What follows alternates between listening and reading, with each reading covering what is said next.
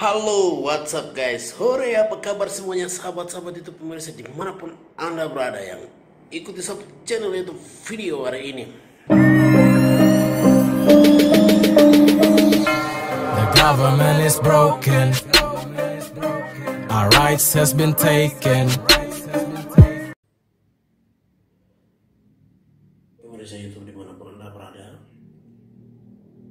hari ini kita jumpa balik. Saya Nies pengen berbagi tentang apa yang terjadi di tanah Papua. Masalah yang pertama hari ini terjadi, mungkin saja tidak mungkin terjadi, tetapi letak permasalahan yang pertama, negara Republik Indonesia harus bertanggung jawab sejarah yang miring dan melenceng. Pada saat PPRA 1961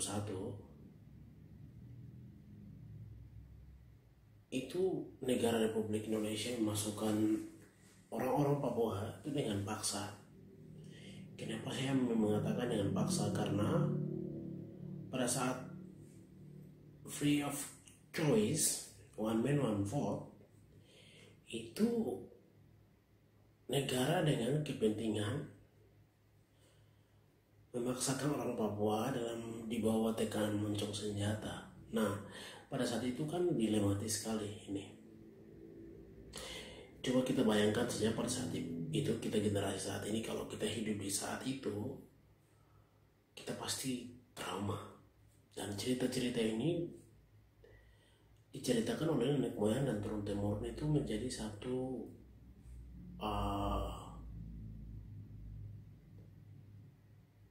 harta atau cerita yang unik dan diingat oleh dari generasi ke generasi. Dan saya pun ingat pada saat teteh saya cerita, waktu teteh saya ikut PPRA 1961 itu sebagai sogok yang dikasih oleh pemerintah Republik Indonesia. Pada saat itu dikasih sebuah korek bendera merah putih dan juga radio. Nah ini kan sebagai, pada saat itu saya bilang 1961 itu mereka dibawa ke Hollandia, tepatnya di Jayapura.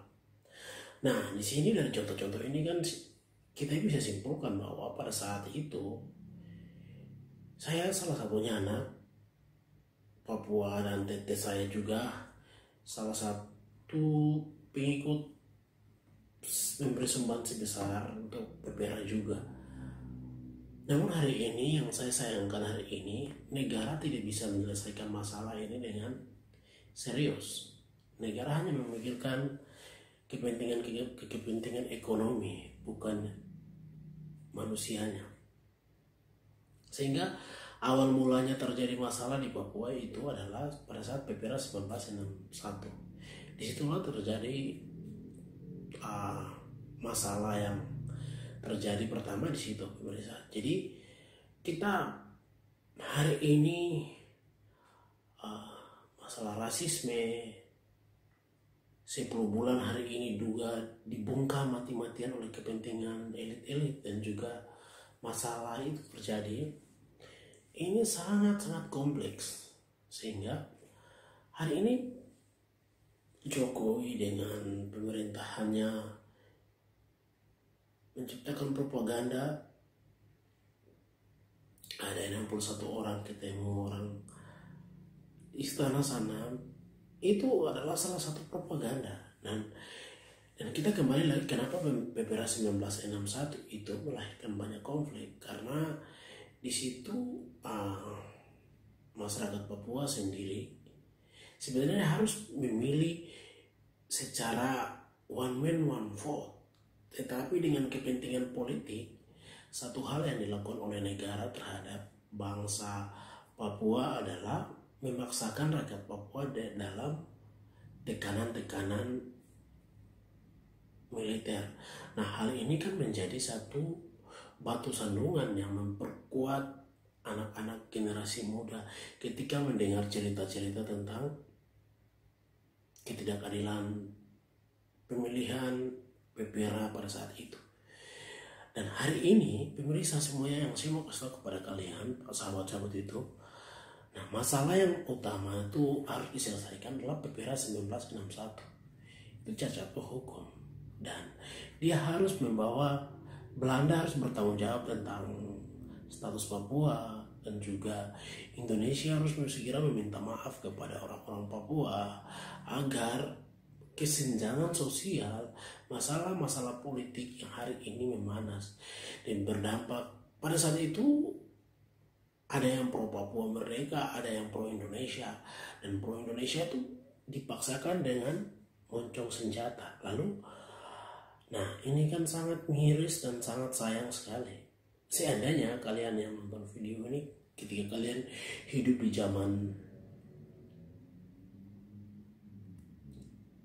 orang tua saya, pasti kalian juga tertekan dengan sebuah tekanan-tekanan politik yang dilancarkan oleh beberapa kepentingan-kepentingan elit politik terdahulu oleh Indonesia. Sehingga hari ini dampak terjadi rasisme, pembunuhan di Wamena, gerilya di Kabupaten Dunga. Ini adalah sebuah tuntutan-tuntutan hak-hak yang dilakukan oleh orang-orang Papua secara sadar, bukan tidak sadar. Sehingga yang masalah pertama harus diselesaikan adalah PPRA 1961. Itu rakyat Papua semua menuntut harus adakan PPRA ulang. Karena pada saat 1961 itu tidak sesuai hukum internasional. Sehingga hari ini tuntutan masyarakat Papua itu jelas, harus ada PPRA ulang untuk mengadakan referendum ulang. Itu yang pertama. Dan negara harus bertanggung jawab dan meminta maaf kepada rakyat bangsa Papua. Jika tidak, maka sayang sekali kasusnya tidak akan selesai. Nah, pemirsa, di sini masalahnya cuma itu saja, sejarah yang belum diluruskan. Karena pada saat itu orang-orang Papua dipaksakan secara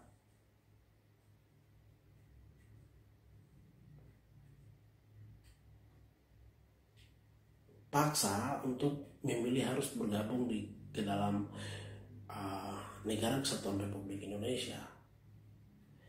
Dan itu pun juga hari ini masalah ini berlanjut terus terjadi di kalangan orang Papua dan juga kalangan elit politik orang Papua, dan kalangan-kalangan ini banyak pro dan kontra.